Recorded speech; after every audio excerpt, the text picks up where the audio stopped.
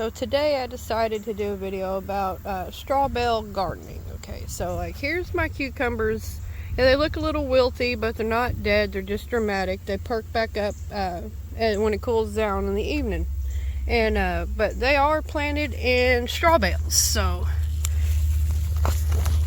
and here, whoops. You know, you can see the straw.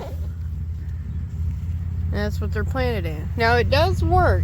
The other thing is you have to make sure your straw bale hasn't been treated with herbicide. And how you can do that is you will literally have grass growing out of them. They have grass just growing out of these things left and right. So you will have to keep that pulled. But the prep process for this is about 2 weeks. It's roughly about a gallon of water per bale per day, but there is people with other videos that are way more in depth and far more explanatory. And these are going to be the beginning of my compost pile. Now, so after they've set a while and been wet, this is what you get. Now this is the mud that's under it, and the straw bales, they're just full of moisture. See, so your plants have a pretty steady source of water. And rain is even better, because so you look at the top here on this one, it's pretty dry. You dig down in there a little bit and there you go. See?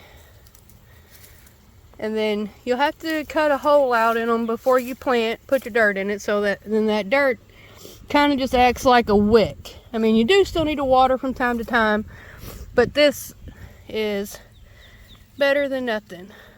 But when you're done with the bale, it can go to your compost pile. It's wet, it's already starting to break down. So what I'm going to be doing is I'm going to pull these apart, because make sure they're where you want them while they're dry, because once they're wet, they're super heavy and they'll likely fall apart. So I'm just going to be tearing these apart, loading to the wheelbarrow to the back of the yard there, where my compost bin is going to be. So anyway, I just wanted to do a little quick video on straw bale gardening.